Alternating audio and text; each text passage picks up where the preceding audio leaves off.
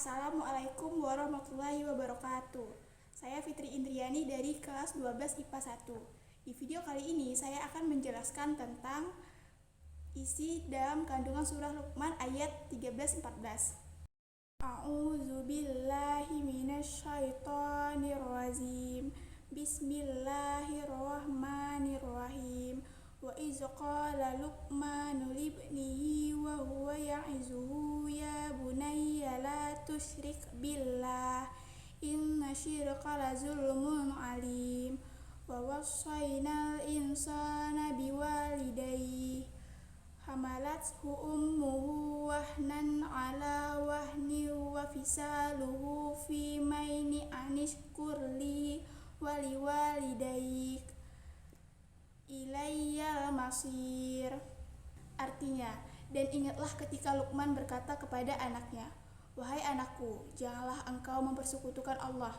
Sesungguhnya mempersekutukan Allah adalah benar-benar kezaliman yang besar, dan kami perintahkan kepada manusia agar berbuat baik kepada kedua orang tuanya, terutama kepada ibunya, karena ibunya telah mengandung dalam keadaan lemah yang bertambah-tambah dan menyapinya dalam usia 2 tahun. Bersyukurlah kepadaku dan kepada kedua orang tuamu, hanya kepadakulah kembalimu." Nah, jadi surah Luqman ayat 13-14 ini berisikan tentang perintah Luqman kepada anaknya untuk tidak mempersekutukan Allah Subhanahu wa taala dan perintah untuk berbakti kepada kedua orang tuanya. Surah Luqman ayat 13-14 ini juga menjelaskan tentang dua kewajiban bagi umat muslim. Yang pertama, mengimani dan mengesahkan Allah Subhanahu wa taala, dan yang kedua, berbakti kepada kedua orang tuanya.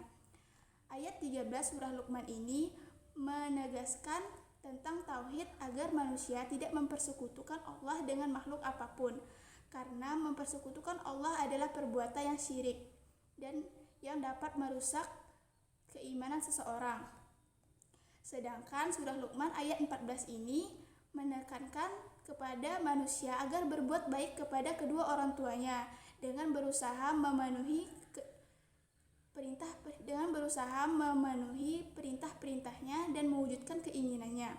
Surah Luqman ayat 14 ini juga lebih menekankan berbakti kepada seorang ibu, karena perjuangan tanpa batas seorang ibu dalam melahirkan, menyapih anaknya dalam usia 2 tahun. Banyak penderitaan yang dirasakan seorang ibu pada masa itu. Maka Rasulullah SAW juga memerintahkan agar seorang anak lebih mendahulukan berbuat baik kepada ibunya. Nah, sekian penjelasan yang dapat saya sampaikan tentang surah Luqman ayat 13-14 ini. Semoga bisa dipahami dan bermanfaat. Saya akhiri, wabillahi taufik walhidayah. Wassalamualaikum warahmatullahi wabarakatuh.